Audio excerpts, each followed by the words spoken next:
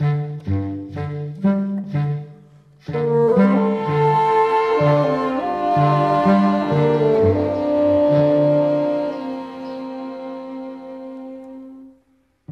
m'appelle Lucas Belvaux, je suis cinéaste, et j'étais acteur. Je suis encore acteur, mais moins. Je pratique moins, je dirais.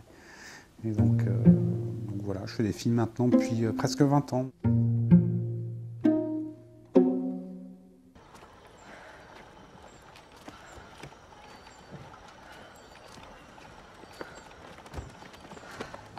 Donne. La raison du plus faible, ça parle de la fin d'une mythologie, ça parle de la fin de la mythologie ouvrière, ça parle de la mondialisation, ça parle du cynisme de notre époque, de notre société, où les gens sont mis sur le carreau. Mais ce qui m'intéresse aussi, c'était le mythe, quoi. Donc c'est l'histoire de trois désœuvrés, au sens littéral du terme, des gens qui n'ont pas de travail. Et à partir d'un micro-incident, ils vont monter une espèce de hold-up. Et puis évidemment, ça va foirer.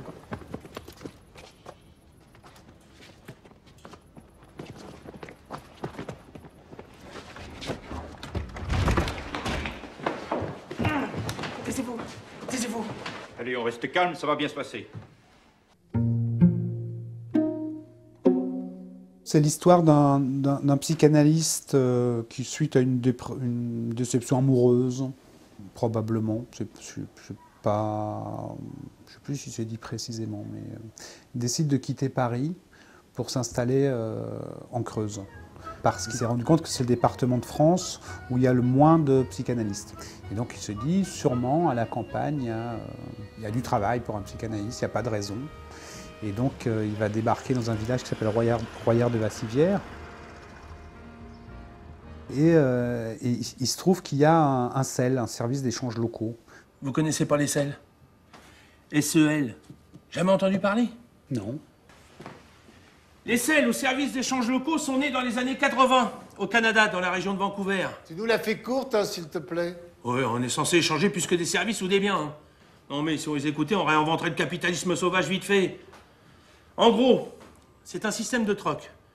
Dans des coins comme chez nous, on n'est pas très riche. On est un peu oublié même. Alors, on s'organise. Ah ben, c'est pas parce que t'as pas grand-chose que t'es rien du tout. Hein. Pas vrai? Et donc il arrive là-dedans, et comme l'argent est quand même censé être au cœur de la psychanalyse, ça le déconcerte un petit peu. C'est une fable, c'est une comédie, c'est un film léger à tout point de vue. C'est pas un peu grand?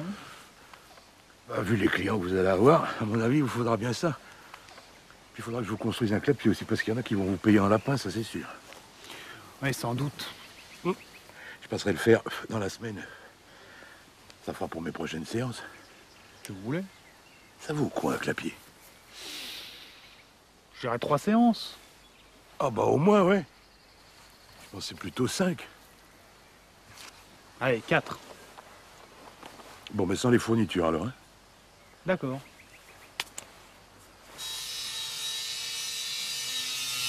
C'était ma période humble, parce que ça suit juste ma période mégalo qui est la trilogie.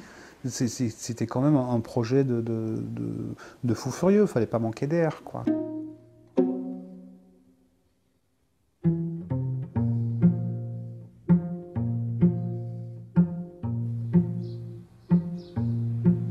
Écrire 3 scénarios, tourner 3 films en même temps, avec les mêmes personnages, dans les mêmes décors, tout ça, c'est un projet de fou, c'est un projet que j'ai porté presque 10 ans, quoi.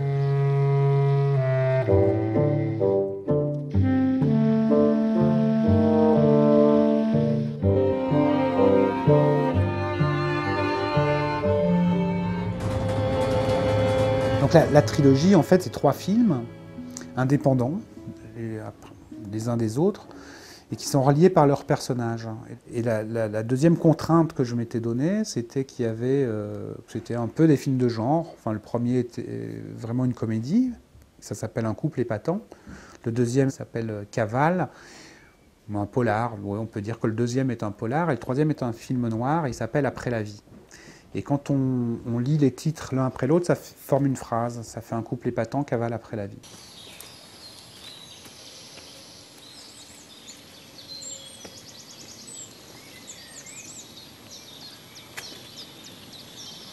La mattina mi son svegliato, bella ciao, bella ciao, ciao, ciao. La mattina mi son svegliato.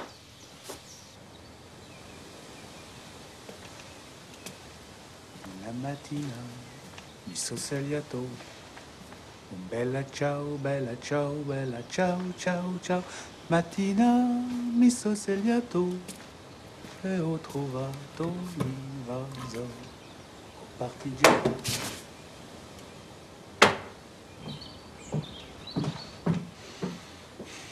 Comment tu trouves? Parfait.